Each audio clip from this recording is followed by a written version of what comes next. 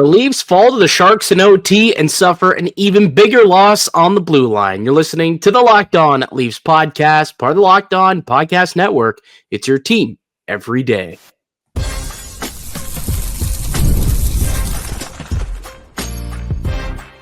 You're Locked On Maple Leafs, your daily podcast on the Toronto Maple Leafs. Part of the Locked On Podcast Network, your team every day.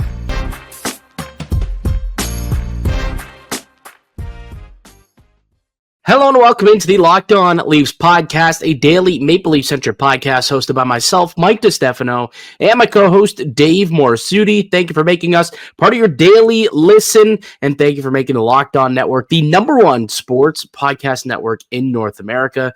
Today's episode is brought to you by FanDuel. If you want to be right in the middle of the action this season, visit FanDuel.com and place your NHL bets all season long. What's happening, Dave? How we feeling on a Friday? Well, we've been feeling better if it was 2 points instead of one. Yeah, definitely would feel better about that one. It's interesting when we hit the music coming off of the the little cold open there at the beginning. I thought it would have been perfect to play. You remember the song by Billy Talent, "Fallen Leaves"? Yeah,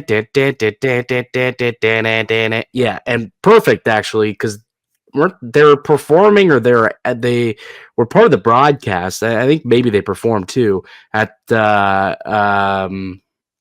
Amazon game on Monday. Funny enough, but the Leafs just the blue line specifically dropping like flies, man, and a brutal injury here. Oliver Ekman-Larsson ends up getting tangled up, and Adam Gaudette falls. Looks like he falls on his ankle, and all of a sudden, no Oliver Ekman-Larsson. And there is an update post-game, semi-update. It doesn't look good, I can tell you that. Doesn't seem like this is going to be a day-to-day type of thing for Oliver Ekman-Larsson. They'll have to do some more, get some more information tomorrow, but man, very unfortunate because he was playing at such a high level for the Maple Leafs. That was a big blow tonight. Yeah, he's been playing, obviously in a bigger role too with the Tanev injury, with the Carlo injury. It just compounds. Like how many more? The blue line has already been through the ringer, right? Troy Stecher has kind of plugged one hole, but there's holes popping up everywhere now. Mm-hmm. You just don't. It's just, and you start to think about, okay, who else are they going to call up potentially? Well, William Nylander's hurt. They're losing options right now. And this is where your depth gets tested, right? Henry Thrun comes in, plays his first game with the Leafs. Philip Myers, they still got him. But we know that playing Philip Myers is not exactly what Craig Berube would like to do. Not ideal. But look at the list of injuries right now on the Maple Leafs blue line. You've got Tanev, you've got Carlo, you've got Oliver Ekman-Larsson, Dakota Murmy's also out and for Marshall a month. And Marshall Refi as well down in the minors. And you just mentioned William Villanova. I didn't know that he was injured, but he's not an option, I guess, for the Maple Leafs either. So, there is no more depth on this team. They're pretty much whoever the heck can pick up a stick and play defense. They kind of have to throw out there. And somehow, by the grace of God, they were able to get Troy Stecher in here, who not too sure why the Edmonton Oilers felt like he couldn't help them play defense at all, because he's been stellar for the Maple Leafs since he got here. And it's really insane that a guy who less than a month ago was put on waivers by one of the worst defensive teams in the league somehow has been almost a savior for this Maple Leafs blue line. And now he's turning into one of the most important pieces on the team. Realistically, I mean, at this point with all the injuries, he's now, part of this team's, second, third best defenseman, however you want to, shake him, McCabe and Riley out, whatever. It's insane how that guy is now becoming such an integral part of this team. But the Leafs are going to miss Oliver Ekman-Larsson if he's going to be out long term. That's for dang sure, because there's no one who can really come up and play the minutes that he's played for this team. Yeah. By the way, for those wondering what's going on with William Villeneuve, he is dealing with an illness that initially had him as day-to-day. Now he's week-to-week. Like, it started as a day-to-day December 3rd, now on December 6th. That got downgraded to a week-to-week or upgraded to a week-to-week. That's just typical Leafs, man. Fallen Leafs. That's what's happening. The blue line, they just continue to fall, whether they're with the Leafs or with the Marlies. Man, the Leafs just can't catch a break when it comes to their blue line. And they've been able to piece it together recently, and they've been able to, get some wins or at least stack points upon each other. Like they get 1 point tonight, so they draw a little bit closer to the playoffs with a point against the San Jose Sharks. But overall, when you kind of think back to how this game went down against San Jose, what do you make of it? Was it a game that they kind of pissed away? I mean, they're up 2 Cobb. They're up 2-0 and had a chance to put it away in the third and just kind of let them hang around. And eventually the Sharks tie it up, and one mistake in overtime, and all of a sudden the Maple Leafs are heading into the dressing room, only 1 point in the pocket. Yeah, that's the part that's frustrating is you had the opportunity, right? The opportunity was there, and when you're up 2-0 on a team like San Jose, you kind of hope that you can finish it off. And I swear, if that Ryan Reeves goal was allowed to stand, oh man, just imagine that. Klingberg got the tying goal, so it didn't matter. It was still a former Maple Leaf that slapped the Maple Leafs in the face. I said, of course, it was him. Oh yeah. Like, man, that it's just frustrating that it's 2-0. They allow a goal late in the second to give San Jose just a little bit of an opening, and especially to late in the game. It's Dakota Joshua, Dakota Joshua, Nicola Waugh, and William Nylander out there.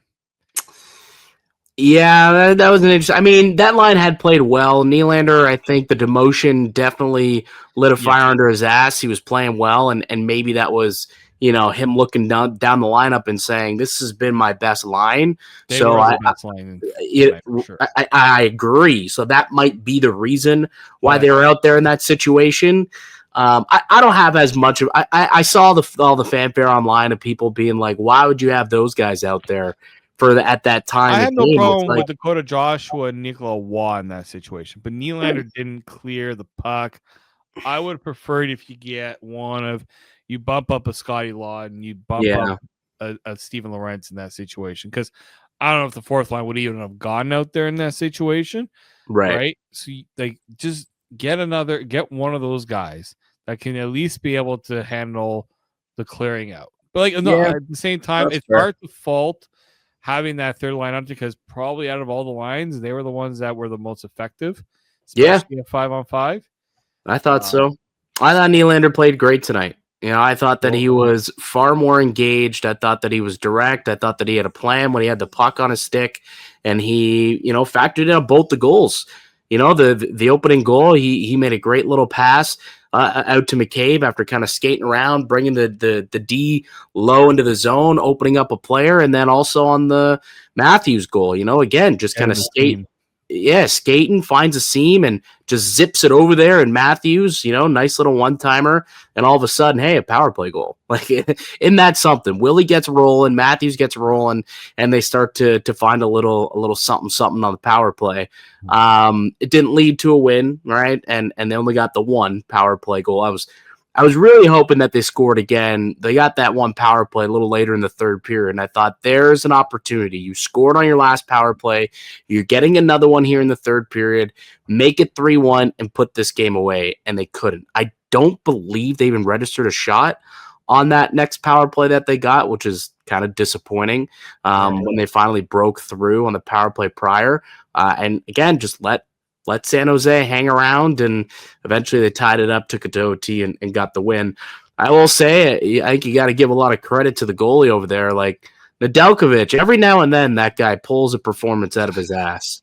Every now and then he comes up clutch and puts up a good game that reminds you why he's been in the NHL as long as he's been. Every now and then he pulls a rabbit out of his ass. Like, you just thought with Nedeljkovic in net, he was going to go one of two ways. He was going to turn into prime Dominik Hasek. Yeah. Or the Leafs were going to find a way to make him look like Alex Nedeljkovic on most nights. I thought there are a lot of chances in this game, especially like Cowan and Robertson. Robertson, Nedeljkovic had Robertson's number tonight. I thought Nick Robertson played really well. I thought he played really well. He had 2 or 3 good looks where he could have scored for sure, and Nedeljkovic robbed him.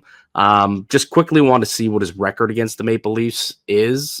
Again, they usually do beat up on Nedeljkovic. He's 1-3-1 in his career with a 391 goals against and an 888 save percentage in his career against the Maple Leafs. And somehow tonight, none of that mattered. He looked like, as you mentioned, prime Patrick Waugh, Dom Hasek against Toronto. Just the luck of the Maple Leafs here.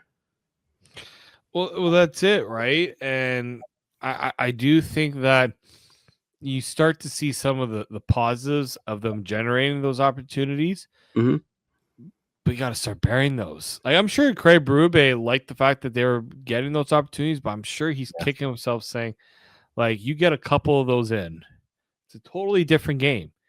Yeah. But on the other end, Dennis Hildeby did the same thing too. Yeah, both goalies played really, really well tonight, and this loss is not on Hildeby. I can assure you that. Definitely not on Hildeby. But he needs a little bit more offense. Needs to get a little bit more offense. You would hope that if you keep the opposition to 2 goals through regulation, your team should be able to win that game. And wasn't the case for him or the Maple Leafs. And unfortunately, they lost it 3-2 in overtime. Let's take a break. We'll come back. We'll continue to dive into tonight's game. Got the good, the bad, the ugly from what we witnessed in the Leafs 3-2 loss to the San Jose Sharks. And we got some injury updates. Tanev, Carlo, when are they coming back? Well, we know a little bit more about those guys. And the Oilers now coming to town next. So we'll get into that stuff later on here on the Locked On Leafs podcast, part of the Locked On Podcast Network. It's your team every day. Today's episode is brought to you by FanDuel. NFL Sundays move fast. One big play and suddenly everything feels different. That's what makes live betting with FanDuel so exciting. You're not just watching the game, you're reacting to it in real time. With FanDuel, you can place bets as the action unfolds. Every drive, every momentum swing, every highlight moment. Live betting is the best when the game starts to shift, a receiver will get hot, a defense tightens up, or the momentum flips after a turnover. FanDuel lets you jump into the moment. They've got live spreads and money lines adjusting instantly. You can bet on player props as they update, as guys heat up. So if you want to be right in the middle of the action this season, visit FanDuel.com and place your NFL live bets all season long. FanDuel, the game that moves fast, and so can you. Welcome back into the Locked On Leafs podcast. Mike DiStefano, David Morassutti with you as we are each and every weekday, Monday through Friday, with brand new episodes of the Locked On Leafs podcast, free and available wherever you get your podcasts. That's Apple Podcasts or Spotify, Google Pods, wherever. And you can also subscribe to the video version of the show on YouTube. So the Maple Leafs with a 3-2 loss in overtime to the San Jose Sharks. And we do this after every loss. It's the good, the bad, the ugly. What did you like about the game, Dave? What was part of the good? Dennis Hildeby, man. Mm-hmm. That guy was just he continues to be lights out for this team because the Leafs got good opportunities, but they also gave up some really good opportunities, especially in the first period. I thought he was first and second period, but first period especially. He has hit his form right now where it's looking easy and routine. Some of the tough stops he's making, but like the save of the night might be the save of the season for him. The behind the back stop save that was it Jose Theodore who made a save like that? He was more like on the goal line. where he made a stop like that back in the day. I'm pretty sure Jose Theodore had a save like that back in the day, but Vasilevsky used to kind of. I think it is the Jose Theodore, but Vasilevsky kind of also has that like throw the glove back, but he actually like does flops. Yeah, he like flops back almost. But that was a hell of a stop, and even the save he made at the end of the second period, until they showed the replay, I didn't realize, I guess, how good of a look they had on Hildeby, but just getting a piece of that with his glove after, of course, a Benoit giveaway late in the period, like that could have been dangerous. And he's able to stay calm, cool, collected after the giveaway and stopped a couple of chances point blank, like celebrating a couple opportunities in the first period. He had that one shot right in the slot, which is probably the only actual, like, I would say, quality chance that he had, and then followed it up with a rebound opportunity. For the most part, actually, speaking of good, I thought they actually kept Celebrini in check for the most part. Like, there was that one play where in the first period, Domi gave it away. Him and Riley collided, and then I wasn't gonna give it. Yeah, I don't think it was much Domi's fault as it was Riley for taking away the space that Domi was trying to skate the puck out with. Yeah, although don't skate the puck in front of the net, especially when there's traffic in front of the net. Like take a different route, man. Take a different route. Exactly. So they're both at fault on that one. But like, that was pretty much the best chance of the night, I thought, for Celebrini. Other than that, I thought they did keep him in check rather well, which is tough to do. He's third in the league in scoring. So I guess that's the good. I thought they defended him well. They did give up, a decent amount of opportunities to the rest of the team. Yeah. But I thought Nick Robertson had a solid game. He had a lot of good opportunities himself. We talked about that a little earlier. And then the response from William Nylander. I thought that he played really, really well. Had a couple of opportunities, ended up with, how many shots did he end up with tonight? I think he definitely hit the 3 mark. That was one of my best bets of the night on FanDuel, was for him to hit 3 shots. And I know he hit that tonight. So yeah, there are 3 shots on goal tonight, which is exactly what you wanted to see. And nearly 22 minutes of action, ended up with 2 assists, both one primary, 1 secondary assist. But Nylander, I thought, was all over it on the offensive side of things. Defensively, we know what we're going to get from him, but he was definitely far more assertive offensively, which is exactly what you wanted to see. Being sent down onto the third line, that was kind of a challenge for him to get his act together, and I thought that he did. Were you as surprised as I was that line remained intact the whole game, though? Like, that, it seemed like something that, yeah, like, I wonder why that is. Was it because it was working so well, or like, I don't know. I didn't expect it, I guess, but I guess the answer is because it was working. They were playing well together. Well, that's it, right? I do think that Berube probably just like, let's let the flow of the game kind of dictate. Right. Yeah. He probably thought Cowan and Robertson had some pretty good chemistry. Right. I thought Tavares, other than that play where he found Robertson in front of the net, wasn't as big of a fan of his game.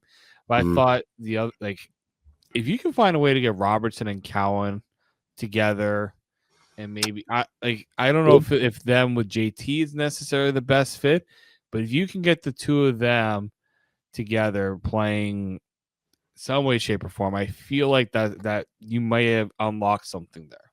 Well, they're both like energy guys, right? So like, you can almost be an energy line. John Tavares is not an energy guy. So like, I understand where, like, someone who's got a little bit more foot speed probably to play with those guys, but what are you gonna do? That's just kind of the hand you're dealt. Nick Waugh doesn't really have the foot, like maybe Scott Lawton, I guess, like Cowan, Lawton, and Nick Robertson, like that might be potentially a line that could work at some point if you're looking to I just think Craig Berube will see them and be like, yeah, defense won't be their specialty though. Yeah. Well, yes and no. All right. Anything else that was good? So I thought Auston Matthews was good in the offensive end. I thought that he was quite dangerous. He obviously scored on the power play. He had 6 shots tonight, so he was all over the place. More so earlier in the game. Was severely outshot and outchanced overall, though, which leads us to the bad. Leads us into the bad, I think. I was diving into the underlying numbers, the analytics, as I like to do. And I didn't realize, actually, I'll be honest, didn't realize how bad the numbers were for Auston Matthews tonight. Let me just at 5-on-5. So he played 16 minutes and 23 seconds tonight at 5-on-5. He was outshot 12-4 while on the ice with a team worst 9.55% expected goals. 9.5%, not even a 10% expected goal share while he was on the ice tonight. He was that outplayed, or at least the line was outplayed while he was out on the ice. The scoring chances against were 12-2. High danger chances given up 6. Only one high danger chance himself. These numbers surprised me a little bit because I thought he had a couple more, chances. Maybe I'm just thinking of the power play, I guess, potentially for where Matthews was a little bit more dangerous. But at 5-on-5, that line really, really got caved in and didn't look good. And who were they playing most against? It was Celebrini, Will Smith, and Colin Graff. I think it was Colin Graff. Colin Graff was there. Yeah. Oh, there was a couple times though where they were even playing like Ryan Reeves ended up against Auston Matthews a couple of times, and their line ended up, forcing turnovers and keeping some plays alive. Like we saw that happen. We really, really, I don't know how, but we saw Ryan Reeves actually come out and contend with Auston Matthews on a couple of shifts. Didn't expect to see that tonight, but here we are. Yeah, I mean, look, I think I didn't have it as the bad. I had it as the ugly. Maybe I'll do it now. I just kind of feel like the overtime was too nonchalant for me. Yeah, like, I didn't think again, if those three, Nylander, Matthews, and Riley, I know that Max Domi was out there for that part of the overtime. If those three don't get it done early, go to someone else. It's tough to watch them after because Matthews I didn't like the path he took on that play because he decided to cut over, which the defender has him kind of in a good spot where he's got him covered, but there's another guy trailing that's going to make it a 2-on-1 situation. He's outnumbered. I would have preferred he had gone on, skated down. Riley was also, I don't know why he decided to go deep into the zone where Matthews is now a little bit vulnerable, and it's Max Domi that's back. I just felt it was just a mess in terms of how they played that. And I know people are getting on Matthews for the effort on him coming back. I think that was near the end of his shift there in overtime. Like he didn't just come off the board. And now is his second shift in overtime. He might have sat for 15 seconds and then had to get back out there. I would have blamed a little bit more of that on the utilization, how he was utilizing that situation. Like you can't be throwing him out that quickly after he's come off. Like, there are other options on this team. You don't have to put Matthews in a situation where he's constantly out there. But again, I just felt like it was good to see him score. It's good that he had 6 shots on goal. I just felt that there's too much of a passive nature to his game at times. And the numbers show it, especially when he was going up. Again, he's going up against the second best player in the league right now in terms of points. That's a tough assignment. I get that, but he's also supposed to be one of those, like Macklin Celebrini should have been defending against Auston Matthews, not the opposite way around. And I feel like if I'm the Leafs coaching staff, maybe that's got to change where you can't be asking Auston Matthews to constantly be the shutdown guy. It's good that he is a responsible player. We've known he's a responsible player. But what are you gonna? I mean, you look at the lines, Dave. What are you gonna do? Yeah, like you're gonna put. You look at the second line, Cowan and Robertson. Are they gonna? No, you're not putting that line. You go with your quote. You're gonna go with Nylander, Watt, and Joshua. Well, they did that late in the game, and everyone had their hands up in the air. Well, no, I would not. I would have probably have tried this is where you have like you get a chance to dictate the matchup, and I don't know. I think that you should be. I think it's got to be them able, more. So you've got to find a way to put Matthews in a better like that line. That line's got to play better in that situation. Well, that's what it is. Like I don't. They can defend them, but they should be able to quickly defend, then get the puck back and go the other way. That needs to be happening a lot more. Yeah.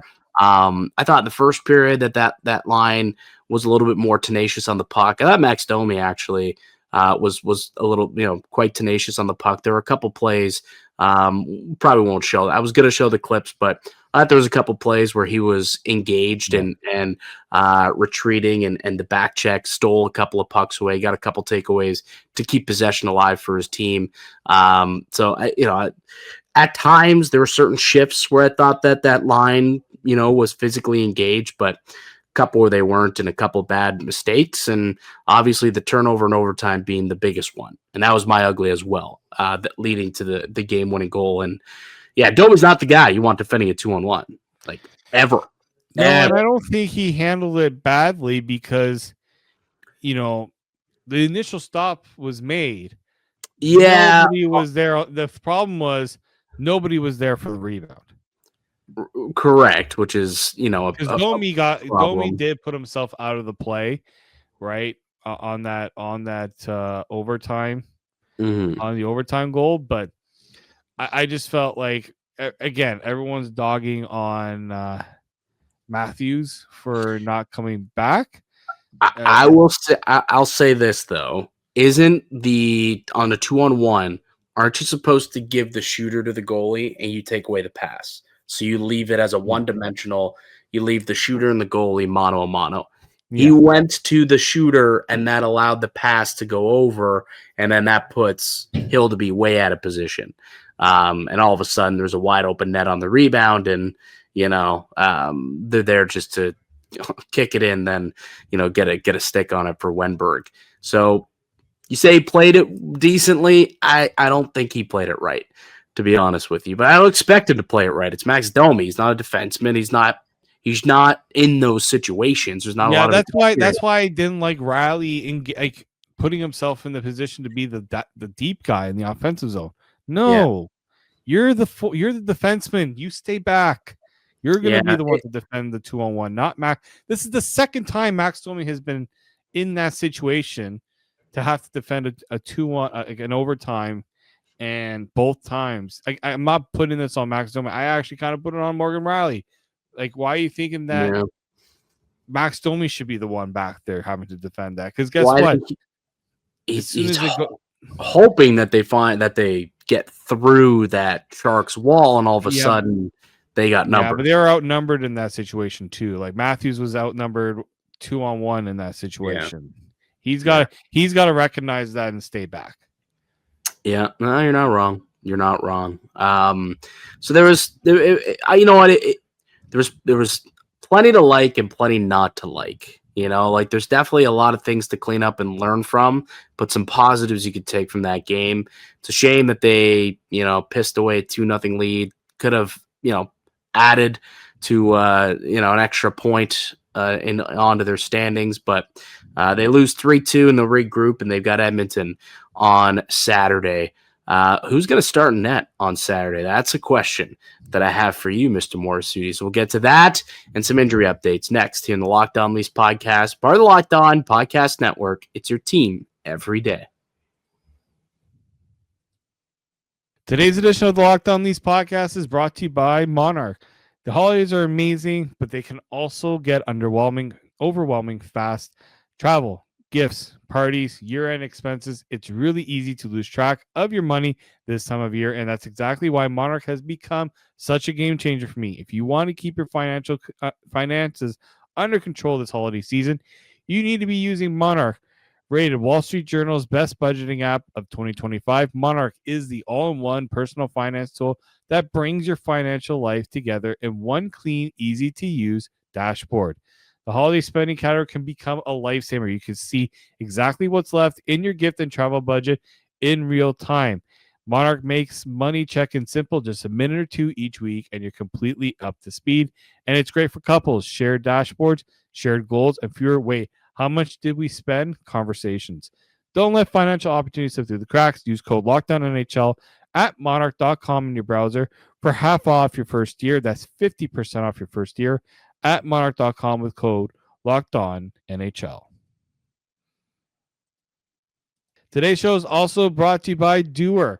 Holidays are here, and this year I'm not stressing about what to wear because I will be wearing my DUERs. DUER's denim and lifestyle apparel is engineered for movement and versatility. I've been recommending DUER to all of my friends. They are my favorite jeans to wear for any occasion, and you can tell the difference with DUER's high-quality, temperature-regulating, cool max fabrics. They keep me warm, but I don't overheat. And DUER invented the original performance denim. They give us the best of both worlds, combining classic jean wear style with the kind of comfort and performance you get from athletic wear. They're designed to look great and stay comfortable all day long, all year round. It's time for you to experience the comfort of DUER. I know you'll love these. Pick up a pair for yourself or as an amazing holiday gift. Check out the DUER store here in Toronto at 44 Ossington Avenue. Mention our promo code LOCKEDONTORONTO in store to get 15% off your first order, or check them out online at doer.ca/LockedOnToronto for 15% off. That's doer.ca/LockedOnToronto. Welcome back into the Locked On Leafs podcast. Mike DiStefano, Dave Morassutti with you as we are each and every weekday, Monday through Friday, with brand new episodes of the podcast. The Maple Leafs will get back at it tomorrow, try to get back into the win column. They'll be hosting the Edmonton Oilers, so celebrating in town. Now you got Connor McDavid in town. Then on Tuesday, Connor Bedard coming to town. So a lot of star power coming to Scotiabank Arena over the course of the next week, taking on facing the Toronto Maple Leafs.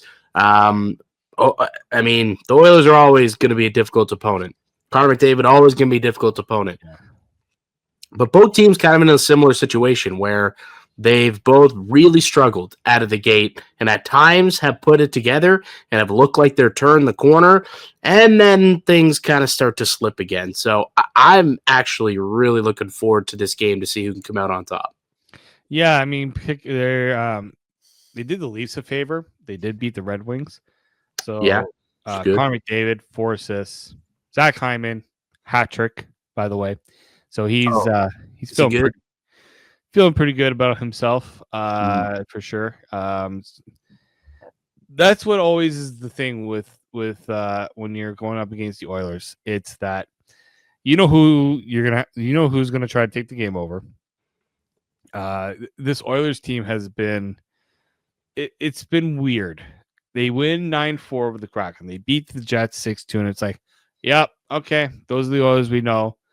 Then they lose to Buffalo, and it's like, are they? And then they beat Detroit. So like they're feeling pretty good about themselves after what's been I think the Dallas Stars game when they lost 8-3 was kind of a bit of a wake up call in a lot of ways because they just have not put their best hockey forward. No. This season, like. There's been so much talk about the goaltending situation. They're also dealing with injuries. I think Brett Kulak was placed on injury reserve. Man, if you only had a Troy Stetcher. No Gizzy's backsies on that one, guys. No Gizzy's backsies, and I can't wait for him to be checking Connor McDavid in this game Saturday night because that's what it's going to be. It's going to be, with the blue line the way it is. McDavid, it's going to be Troy Stetcher and Jake McCabe against Connor McDavid. That's what it's going to be Saturday night. Anytime McDavid goes over the boards, Stetcher will be coming over the boards as well. And imagine saying that a month ago, where when Troy Stetcher arrives in Toronto, could you imagine Craig Berube looking at him and be like, "Hey, a month from now, whenever McDavid goes over the boards, you better follow." Like it's insane that we've gotten to that point with Troy Stetcher. So obviously Oliver Ekman-Larsson most likely not going to play. Sounds like he's going to be out for an extended period of time. We don't know the extent of that injury. Look like an ankle sprain, low, high, what grade? That will probably never find out realistically. We'll just hear lower body injury, and we might not even hear. I mean, we know it's a lower body injury. They might not even want to say it. Yeah, they may not even. Realistically, we know that it's an injury, and based on what we saw, looks like it could end up being weeks, weeks long before he's back. But there are some updates on some other Maple Leafs players. Joseph Woll potentially could be cleared and ready to go by Saturday. Was he on the ice skating today? Did I see that he was on the ice? Well, Tanev was. Tanev was on the ice, correct. Yeah. Carlo, we found out he had surgery about a week ago. No, Joseph Woll. He took part in optional. Yeah, yeah. Joseph Woll was on the ice. It was his first. I'm like, what do we? What? I went with the wrong. Sorry, I was thinking about the blue line. I'm still thinking about the blue line. But yeah, Woll was back. I think this was his first time on the ice since the injury. Yes. Question though is, would that be I don't know if that's enough to say for sure he's good to go. They'll probably get a practice in tomorrow. So he'll get a full practice in tomorrow. So skates Thursday, skates Friday, and then probably do a morning skate on Saturday. Could be good to go on Saturday. But Dave, I mean, let me ask you this. Which goaltender do you think gives the Leafs a better chance to win on Saturday? Joseph Woll coming off this injury, or Dennis Hildeby, who, despite taking the loss tonight, has been excellent for the Maple Leafs since Woll went down to injury? Yeah, I mean, look, I don't think you're getting a massive downgrade. I just think Dennis Hildeby's form right now. I don't know how you can say no to him right now to being the guy.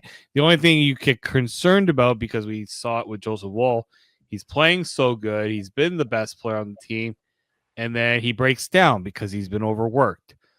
Do you get worried about that with Dennis Hildeby? Like, I've been hearing a lot about, that's what I've been hearing a lot, is you get worried about it being too much. Mm-hmm. So I would still go with Hildeby. Like, he's fresh, right? And then let Woll play Tuesday. Give him the extra couple days. Make sure. Look, I just want to make sure that if Joseph Woll's coming back, we ain't hearing that he retweaked or it was a little bit too early to bring him back. Like, make sure you are confident that he is good to go. Now, would you like to dive into the Tanev and Carlo updates? Sorry. Yes, I got ahead of myself on that one. So Tanev again skating in a no contact jersey. The problem here is there was a bit of a rumblings that their surgery had been on the table for him. Like, they were considering surgery, and basically Greg Berube said, I don't think that's not the option right now. We have to be patient and wait for the results of the assessment that he's had, because there's a talk that it could be Jake Muzzin 2.0 with Chris Tanev, which in year 2 of that deal, that's the last thing you want to hear. So, like, right now, that's not the talk, but if it is on the table, I can't see the Leafs not.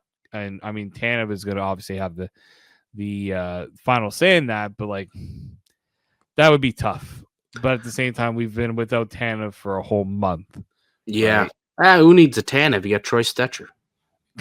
Yeah, exactly. Yeah, you got a Troy Stecher and Henry Thrun. Everything's peachy here. Yeah, everything's good. No Tanev, no Carlo, no OEL, no problem. No problem. Carlo, we'll see with the Oilers coming to town, if that's a problem. At some point, it's going to be a problem. And we know Carlo's now going to probably be at least 3 to 4 weeks because he did have an operation. What for? Anyone's guess. We don't know. Yeah. What? he had surgery, by the way, guys. But it happened last week. Did I miss the press release that he had surgery? Like, did they not? I saw Logan Cooley had an operation, is out 8 weeks. Isn't that typically when someone undergoes an operation and they're going to be out before? Like, this is where I don't understand this. The Leafs have put out that he is out. Like, even with Lawton, we knew he was going to be out week to week. There was an announcement about that. Why is the Brandon Carlo one so secretive? I don't get it. If the guy had surgery and you're saying it now, you're clearly this was something that was allowed to be said. This wasn't some sort of we're going to keep it within the confines of the MasterCard Center. No one's going to find out about it. I don't get this one. And I don't know. we knew it wasn't going to be a short-term thing for Brandon Carlo once you heard that he was going back for a second opinion and surgery was on the table. Once you heard that, it's like, okay, he's out of the picture for a bit. Yeah. But when you combine him, Tanev, and now OEL, this is going to be the next fun one. When we try to figure out what his timeline is going to be. Well, at least we know it's an ankle injury. Well, the severity we'll never know, or at least won't know, anytime soon. But at least we know it's an ankle and why he's not going to be in action. And based on ankle injuries in the past, we can kind of dictate, decide, okay, this is going to be multiple weeks, more than likely, for an ankle sprain or some kind. Like, could it be a clean break? Possibly. That'd be, not a great sign. But sometimes they say a clean break is actually better than like a grade 2 sprain. Sometimes, sprains, like, you just know it'll heal. It'll heal, and you'll be good to go. With the sprain, can be it could be 8 weeks, it could be more, we just don't know. We'll knock on all the wood we can, and hope that it's not as long term as it can be, and best wishes for OEL, who suffered an injury tonight to his ankle. That was it for updates, though, right? There's nothing on Stolar, still not skating, still nowhere to be seen. Other than that, it's the Hildeby and Wall show moving forward for as long as Stolarz remains to be gone away for whatever reason he is injured. Yeah, that one. Yeah, exactly. But I'm excited for the game tomorrow night. Should be fun, man. It's always a good time when Connor McDavid comes to town.